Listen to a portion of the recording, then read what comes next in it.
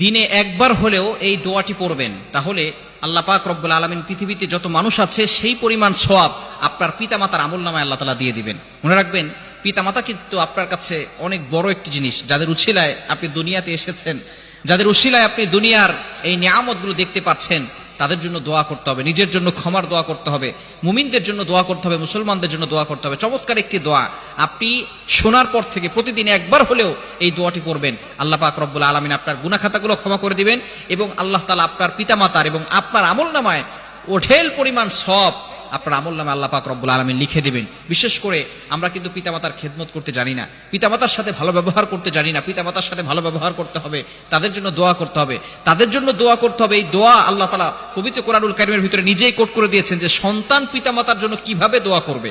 রব্বির হামহুমা কামা রব্বায়ানি সাগীরা, সূরা বনী ইসরাঈলের 23-24 নম্বর আয়াতে খুব সুন্দর করে আল্লাহ পাক রব্বুল আলামিন জানিয়ে দিয়েছেন। সুতরাং আমরা অবশ্যই সুন্দর করে তাদের জন্য দোয়া করার চেষ্টা করব এবং আমরা দিনে একবার হলেও এই দোয়াটা পড়ব, রব্বিগফিরলি ওয়ালি ওয়ালিদাইয়া ওয়ালিল মুমিনিনা ইয়াউমা ইয়াকুমুল হিসাব। রব্বিগফিরলি ওয়ালি ওয়ালিদাইয়া ওয়ালিল মুমিনিনা ইয়াউমা ইয়াকুমুল হিসাব। আপনি আল্লাহর কাছে ক্ষমা প্রার্থনা করছেন, আপনার পিতামাতা সমস্ত মুমিনদের জন্য আপনি দোয়া করছেন এবং আল্লাহ পাক রব্বুল আলামিনের কাছে আপনি কেমন যেন বলছেন, ইয়াউমা ইয়াকুমুল হিসাব, আল্লাহ বিচারের দিনে যাতে করে এই হিসাবটা সহজ হয়ে যায় এজন্য আপনি দোয়া করছেন। মনে রাখবেন, in the day of judgment, কিয়ামতের ময়দানে কঠিন পরিস্থিতি হবে, কেউ কাউকে চিনবে না। আপনার মা বলেন, আপনার বাবা বলেন, আপনার ভাই বলেন, কেউ কিন্তু আপনার আপন হবে না। যাদের জন্য আজকে আপনি এত কষ্ট করছেন, যাদের জন্য আপনি আপনার সবকিছু বিলীন করে দিচ্ছেন, এই যে দেখেন প্রবাসী ভাইয়েরা 10 বছর 15 বছর 20 বছর ধরে আছেন, সেখানে তারা এত পরিমাণ কষ্ট করে, আমরা তো বাংলাদেশে থাকি যারা, তারা বুঝি না এই পরিমাণ কষ্ট করে তার পরিবারের জন্য। পরিবারের জন্য কষ্ট করে না? একজন স্বামী তার সন্তানদের জন্য, তার স্ত্রীর জন্য কতটা কষ্ট করে থাকে, সারাদিন বাহিরে বাহিরে ঘোরাফেরা করে, বাহিরে বাহিরে থাকে যাতে করে তার সংসারের ভিতরে সুখ শান্তি আসতে পারে।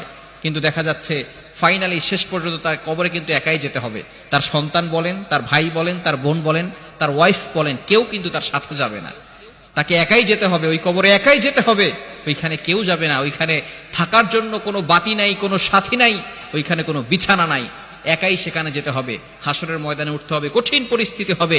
ওই দিন যাতে করে আল্লাহ তাআলা আপনার আমলনামা সহজ করে দেন, বিচারটাকে সহজ করে দেন। এজন্য বেশি বেশি করে আল্লাহর কাছে দোয়া করা, রব্বিগফিরলি ওয়ালি ওয়ালিদাইয়া ওয়ালিল মুমিনিনা ইয়াউমা ইয়াকুমুল হিসাব।